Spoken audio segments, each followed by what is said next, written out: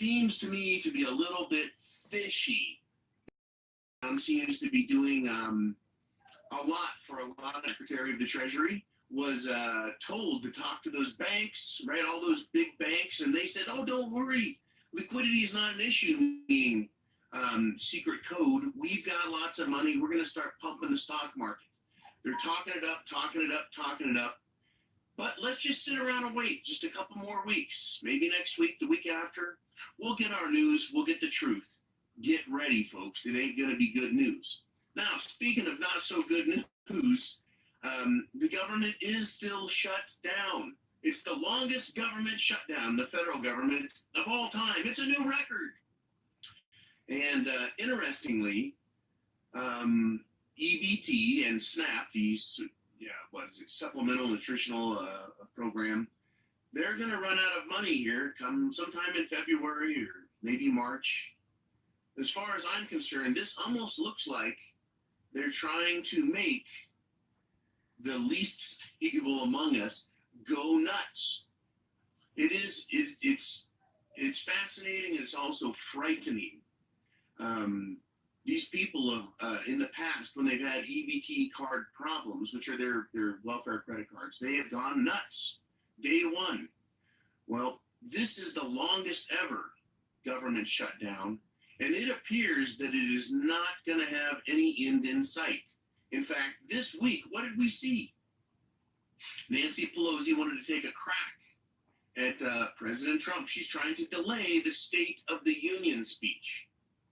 In retaliation for that, the president, the day before Nancy Pelosi and her entourage left on a military plane, she was planning on going to Brussels, Egypt somehow, and then also Afghanistan to talk to the troops. I'm sure the American troops really want to hear from Nancy Pelosi. Are you kidding me? Anyways, the day before she left, the president wrote her a letter saying she can't go. He's canceling her flight because there's a government shutdown, and both she and all the other Democrats involved should be at the White House negotiating to fix the problems we have and to put a budget in play, right, to fix things. But no, they refuse, and so now he's cut her off. So he basically insulted her in one of the greatest ways known, which is to take away her travel power. And he said, hey, if you want, you can take a commercial jet. In other words, Nancy, pay your own way. Fascinating, crazy, look out, right? So, this does not bode well. I think I've made a discussion point about Trump being in New York, and they just don't give up. They just don't quit. They fight to the end when they think they're right, and Trump believes he's right. So whether or not you believe Trump is Santa Claus or Jesus, or he's going to fix everything, or if he's just another politician playing games, no matter which way you think about it, this fight is having consequences. Those consequences are not going to be positive. They're not good for the economy. They're not good for stability in the country. They're not good for government and what we want government to do. This is looking very bad, very bad. Now, speaking of very bad, over in Italy, the Italian prime minister is blaming all of that immigration for their problems. They are having massive bond issues. They're having massive economic issues. The GDP in Germany, France, and Italy, they're on the craps. These people are having big trouble. So who's going to fail first?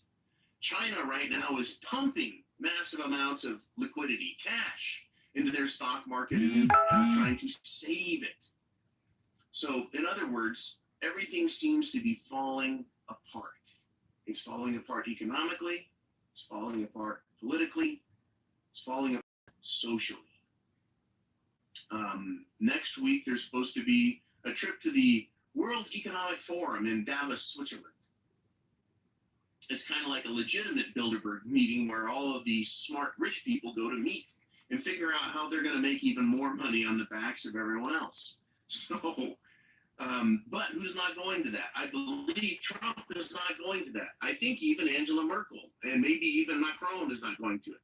But they're not attending it. Why? Do they have bigger fish to fry? Is this Davos thing just a sham, anyways?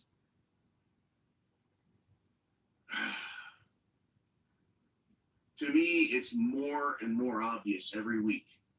We're not moving towards things getting better, right? The government being shut down, the quantitative easing and other plunge protection team techniques being used by governments to prop up the economies, right? And on top of that, on top of that type of news, we have other social problems. Just this week, Gillette released their toxic masculinity, right? Shave off your toxic masculinity. What was that all about? It was about the feminists and the feminist, shall we say, agenda of emasculating men, right? It made it to that. Now you shave off your toxic masculinity. The reaction from men and women around the country has been phenomenal, in my opinion. Especially the men who finally stood up and said, this is bullshit. Masculinity is not toxic. Now, I have to tell you that I have a personal grievance with feminism. And you fight fire with fire, as the expression goes. But what is that really doing? What are they doing? They're pitting us against each other. It is a divide and conquer world. We're being divided politically between Democrats and Republicans. No longer can they work together. And it's pushing us in the direction of shit hitting the fan. Economically, nations are pitted against each other and dividing each other up, right? Instead of being allies working together, instead it's divide and conquer. Problem, right? Economically, it's pitting the rich against the poor, while the uber rich, the super rich, they are actually appearing to be more and more like the problem because they're the ones getting richer. I don't care about the person who's making $500,000 or $1 million or $2 million a year. It's the CEO who's going to make $50 million for doing absolutely nothing other than taking government subsidies and buying back their own stocks in order to raise the value of their company's holdings, right? And then they get a big fat kickback. It's that type of shit that is pissing America off. But who do we go to get these things fixed? How? How do you stop feminism, which is largely faceless? How do you stop government, right? Which is, you can't put a finger on it. You go to elections, we change things, it doesn't get better. Right? How do you fix an economy? Well, I go to work, I work hard, right? I produce, we all do, we pay taxes. Why aren't things better economically, fiscally, monetarily? Why aren't things better politically, bureaucratically? Why aren't things better socially, between men and women, racial groups? Why? It seems there has to be one of two problems, I guess. Either the propensity of the human species to fail is being played out, or there's an evil conspiracy. Now, I know an awful lot of good people, and I know an awful lot of average people. It's hard for me to believe that we're such immense failures that systematically it comes apart no matter how hard we try. But we do have a lot of evidence that there are evil people in this world, rotten people, thieving people, people who don't have everyone else's best interest at heart, people who are greedy and selfish, and they're the ones that seem to be in positions of power in the corporate world, in government, in entertainment. And we are getting closer to shit hitting the fan. It's coming. It is definitely coming as far as I'm concerned. I'm not seeing any good news. And you can't give me one story about, let's say, a firefighter who saved a cat, right? A social worker who took a bowl of soup to a bum under a bridge and saved his life. Those aren't the types of things that are going to do anything more than make us feel good for about 5 seconds until you get slapped in the face with yet another bit of bad news about what is happening. So I don't mean to rain on everybody's parade. This is not doom and gloom fear porn. This is look at the world around you, frankly, honestly, and see what is going on. Right? Is this some kind of a ridiculous joke, right? It's all a joke. Well, it almost seems like it because here we are. Here we are. In fact, later today, President Trump is going to address the nation again. 2 weeks ago, he said he was going to address the nation about an emergency, and it turned out to be basically a public announcement letting us know that he was going to have a talk with the Democrats. What's it going to be this time? Right? Is he actually going to fix anything? Is he going to invite the Democrats back for another meeting? Is he going to take unilateral action and do something about the crisis on the Mexican-American border? No matter what, I'm going to predict, no matter what he says or does, it's not going to be accepted as good or proper or anything. It's going to be bad. There's going to be a bad spin on it. Something bad is going to happen. The Democrats are not going to be happy if he does anything. The Democrats are going to be unhappy if he doesn't do anything, right? It's almost like we're in a lose-lose situation. So my recommendation is we all get prepared. Food, water, shelter, clothing, medicine, means of self-defense, and a plan. I want to thank everyone here on YouTube and Patreon for doing the best you can to get prepared. I would love to come here and start reporting a little bit of good news here, but we're just not getting it. Right? We're not getting it. The government is spending way more money than it's bringing in. People are up to their eyeballs in debt, personal debt. And it's just not a pretty situation here. Socially, people are not getting along.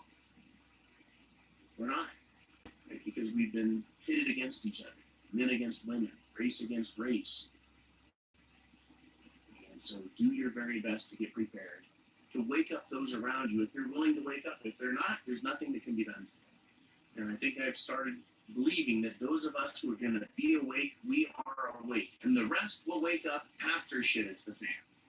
When they have absolutely no time to prepare and no money to take care of things. Right? No money to go buy the things they need to be prepared.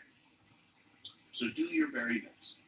And I want to thank you for coming in, for sharing your time with me, for sharing your thoughts, for helping others, here. This is our community on the internet.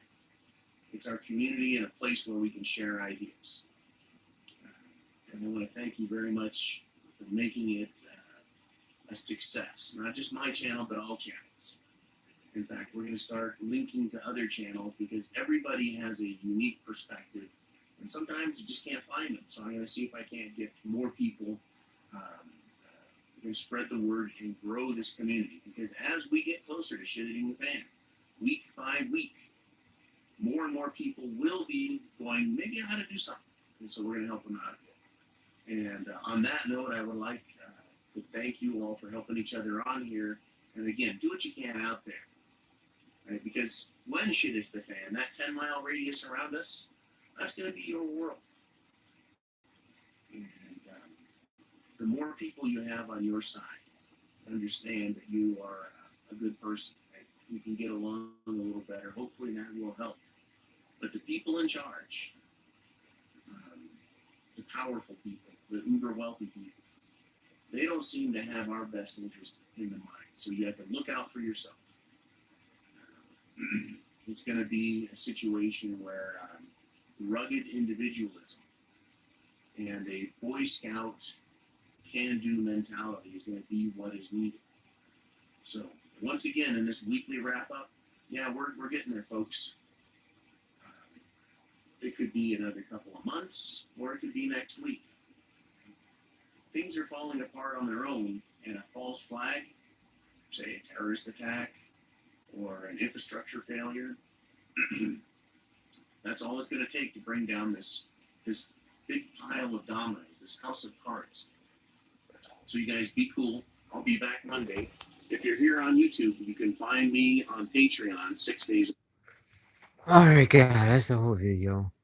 And yeah, that's the whole video. Hope you learned something. If you're new to this channel, hit that subscribe button, that thumbs up, and hit that notification when I do post new videos. So nothing to be said. So guys, the future belongs to ones who prepared. The chance favors the prepared mind is yours. Thank you for watching. I'll catch you next time. Deuces.